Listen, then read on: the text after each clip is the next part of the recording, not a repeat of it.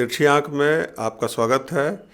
मैं एक बार फिर मीरा भाईंदर चुनाव की खबरों को लेकर आपके सामने हाजिर हूँ। मीरा भाईंदर में 30 तारीख को नॉमिनेशन का काम ख़त्म हो चुका था और आज आखिरी दिन था नॉमिनेशन वापस लेने का। 30 तारीख को ही शिवसेना शिंदे और बीजेपी ने अपने अपने उम्मीदवारों की लिस्ट जारी कर दिया था, लेकिन कांग्रेस की लिस्ट जारी नहीं हो पाई थी और इसका इंतज़ार सभी पत्रकार बंधु कर रहे थे।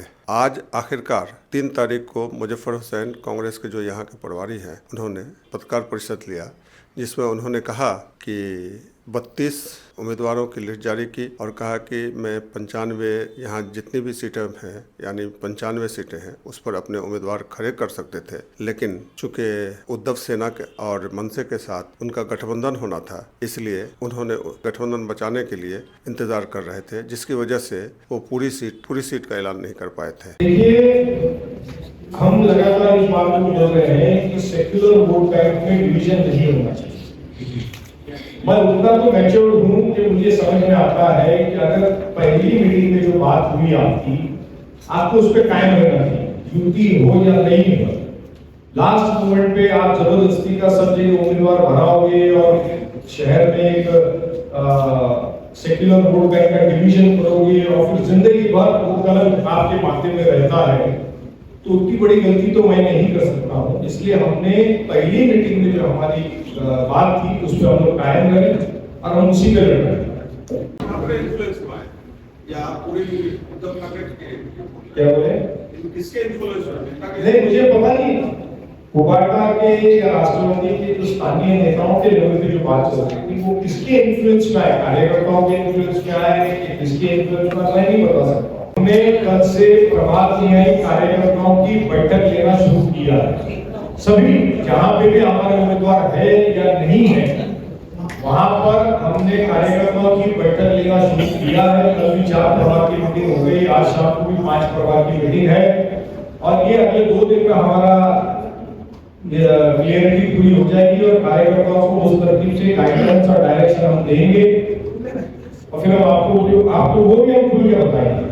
2007 का जो सिचुएशन था, क्या फिर से वही पुनरावृत्ति होने की संभावना? 2007 में मीरा भाईंदर की आबादी 5 लाख थी, 5 लाख के करीब वोटर था और 8 लाख आबादी थी। अभी डबल हो गया।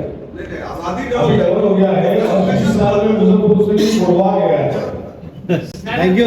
सर, नायक और नरेंद्र मेहता की लड़ाई में आपको जो बीच में खींचा गया, ये सगुफा आपके नाम के ऊपर छोड़ा गया, इसका क्या मतलब है?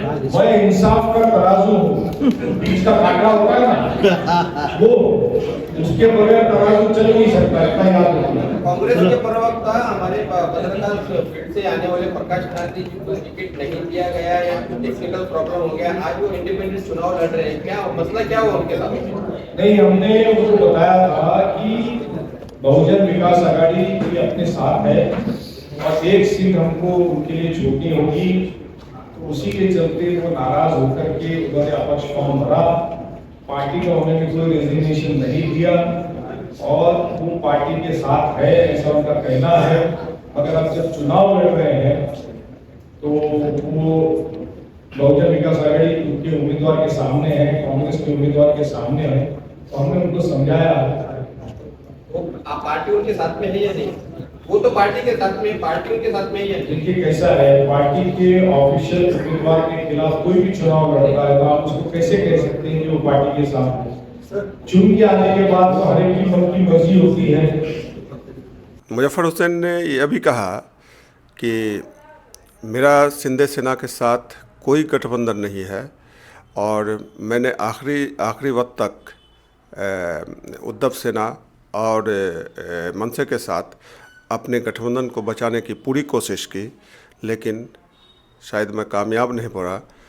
जहाँ तक वंचित अघाड़ी का सवाल है, वंचित अघाड़ी 22 नंबर सीट पर जो है एक उम्मीदवार अपना मांग रहे थे, जो मुझे मंजूर नहीं था और वंचित अघाड़ी से किसी तरह का गठबंधन नहीं हो पाया।